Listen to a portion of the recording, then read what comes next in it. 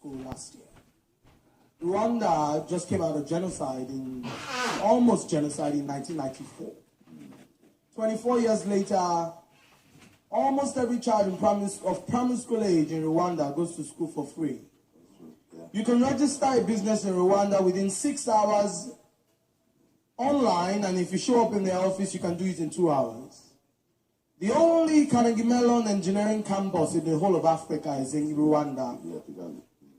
The only campus of the African Institute of Mathematical Sciences in Africa is in Rwanda. Last week, the United Nations declared Kigali, the capital of Rwanda, as the most beautiful city in Africa and the greenest city in Africa. A country that was in genocide in 1994.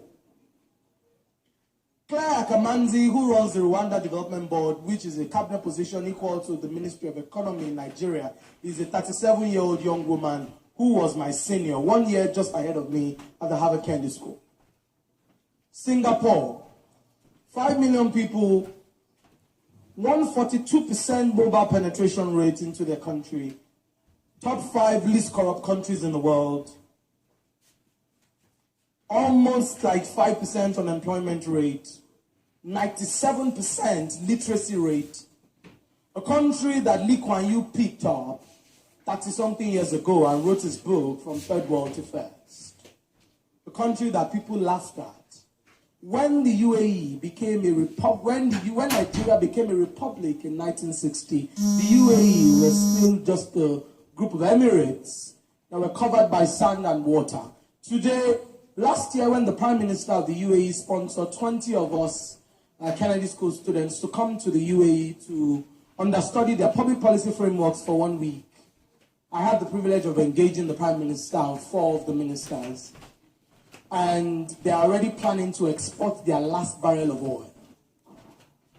The UAE has the youngest minister of youth in the world, Shama Al-Mazrui, 22-year-old Oxford grad. The Bible says that it is vision that will set people free. And the Bible also tells me that it's the youth that have the vision. I'll slow this thought slightly. When we advocate for youth inclusion, I'm of the school of thought that it's not even just enough to be a youth.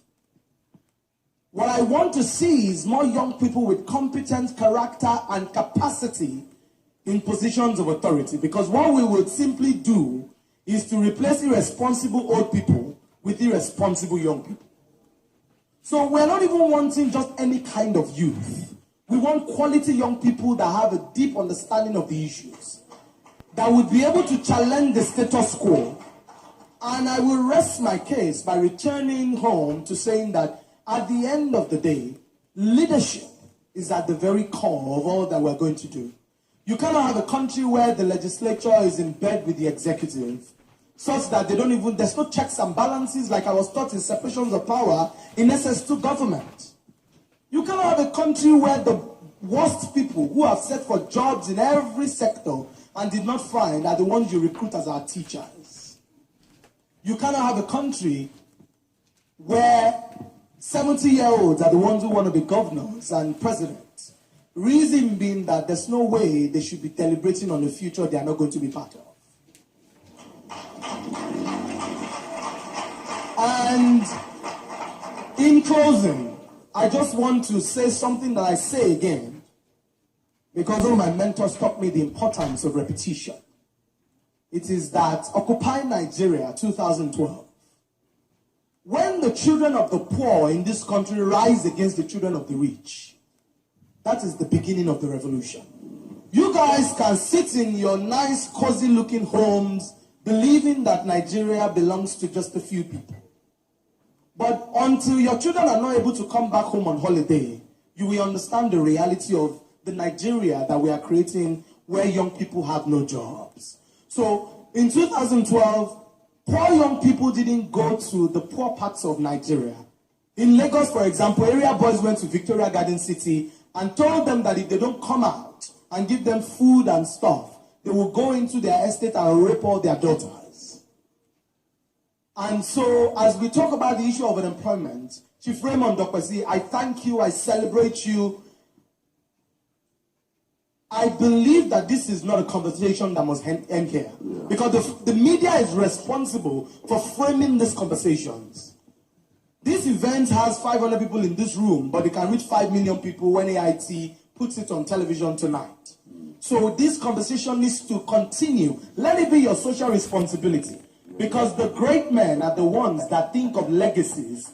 They're not the ones that think about their pockets. Because great men think about the next generation. Politicians think about the next election. I thank you. Thank you.